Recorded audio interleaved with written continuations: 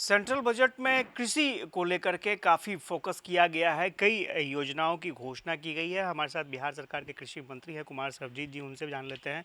आप सबसे पहले किस तरह से इस बजट को देखते हैं ये?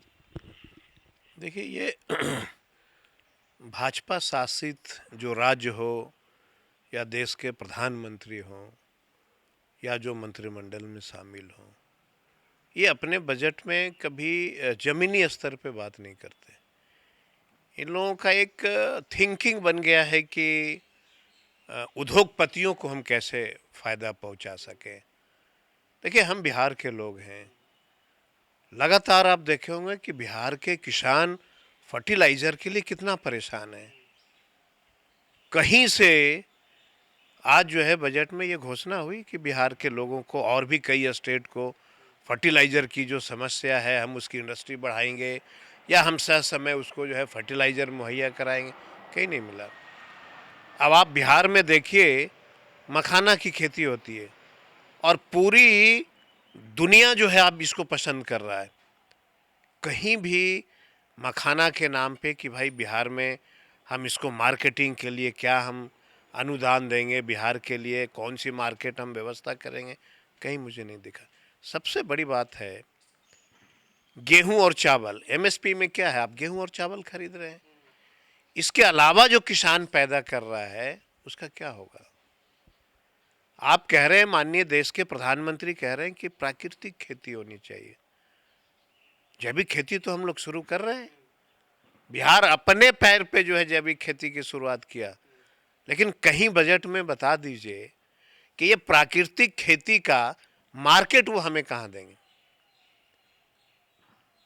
तो ये बनावट जो है ना देश का, कहीं पहाड़ है तो कहीं बाढ़ है, कहीं सुखाड़ है। देखिए बजट का मतलब होता है कि पूरे देश के बनावट को देख करके बजट लानी चाहिए। और ये जो जलवायु परिवर्तन हो रहा है, किसानों का इतने बड़े पैमाने पे खेती बर्बाद हो जाती है, कभी बाढ़ में कभी सुखाड़ में। किसानों की कोई मुआवजा का प्रावधान रखा क्या कि अगर प्राकृतिक आपदा आती है, अब लॉकडाउन रहा उतने वर्ष तक, किसान परेशान रहे, क्या किसानों के लिए किया इन्होंने। तो जब भी देश की कोई बजट बने तो कौन सा स्टेट, किसान की क्या हालात है, कौन से राज्य में किसान बहुत आगे है, ये सब को देखते हुए जो है बजट होना चाहिए। कोई व्यवस्था बता दीजिए उनके बजट में बिहारियों के लिए हो। स्पेसिफिक बिहार के लिए तो कुछ नहीं कहा गया है, लेकिन एक चीज़ अलग देखने को मिली मोटे अनाज को लेकर के। उन्होंने कहा कि मोटे अनाज को हम लोग वैश्विक पहचान देंगे। तो आपको लगता है कि मोटे अनाज की खेती आज से हो रही है क्या? मोटे अनाज की खेती आज से हो रही है, लेकिन ठीक है आप पहचान देना चाह रहे हैं। पहचान तो मोटा अनाज कब से बना रखा है, लेकिन वो मोटे उस अनाज का उत्पादन करने वाले किसानों के लिए आपने क्या किया है।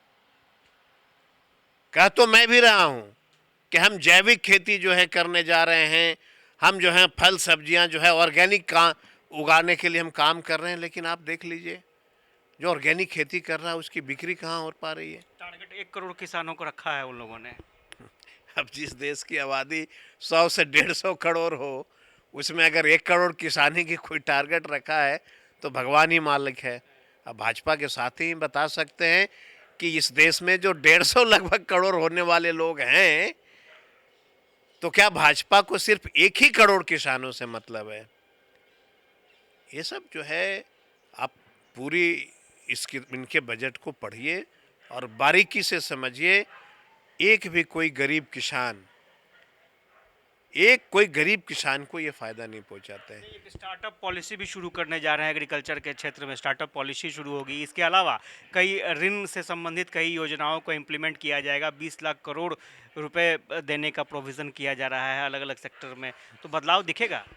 सबसे बड़ी बात है जैसे बटाईदार किसान हैं, तो हम जो गरीब, मैं बार बार कहता हूं कि बिहार एक गरीब किसान राज्य है ना। ये जो पूंजीपति लोग हैं जिसके 100 बीघा जमीन है, वो बेचारा बटाईदार जो है खेती करता है।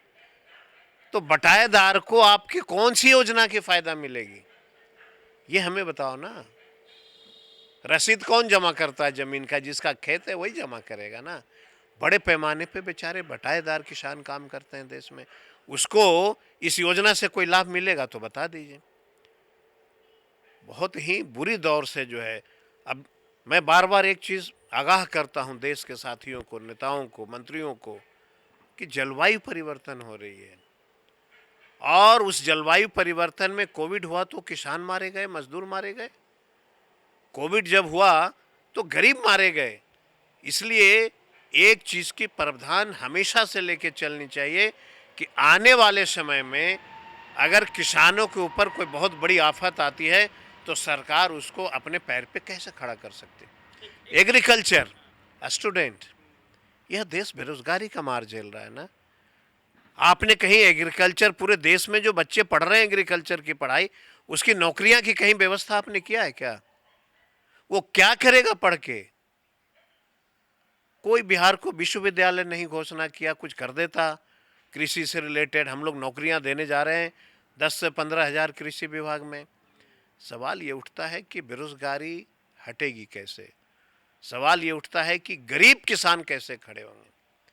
पूंजीपति किसान को खड़ा करना अगर चाहते हैं तो ये तो आपकी जिम्मेवारी, मतलब जिम्मेवारी क्या कही, आपकी ये नैतिक अधिकार है, क्योंकि आपका दल उसी के लिए काम करता है।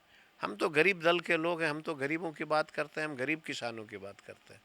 कृषि मंत्री थे हमारे साथ और ये बता रहे थे कि किस तरह की कमियां हैं। स्वाभाविक तौर पर केंद्र सरकार की तरफ से जो बजट आया है, अलग अलग स्तर पर उसकी समीक्षा हो रही है और ये एक समीक्षा कृषि मंत्री की तरफ से हुई है। उन्होंने अपनी राय रखी है। देखना दिलचस्प होगा कि आने वाले समय में, क्योंकि बहुत सारी चीज़ें जो हैं अभी भी और खुलनी बाकी हैं, कि स्टेट्स को कितना मिला है, बिहार को कितना, जो जो भी पूंजीगत व्यय होगा उसमें बिहार के हिस्से में कितना पैसा आएगा, क्या राशि आएगी, तमाम चीज़ों का खुलासा होना बाकी है। फिलहाल कृषि मंत्री की कुछ इस तरह की राय आई है कि किसानों के लिए इस बजट में कुछ नहीं है, खासतौर से जो गरीब किसान हैं वो अभी भी अपने आप को लाचार और ठगा महसूस कर रहे हैं। कैमरा पर्सन राजेश के साथ आशुतोष चंद्रा, कशिश न्यूज़, पटना।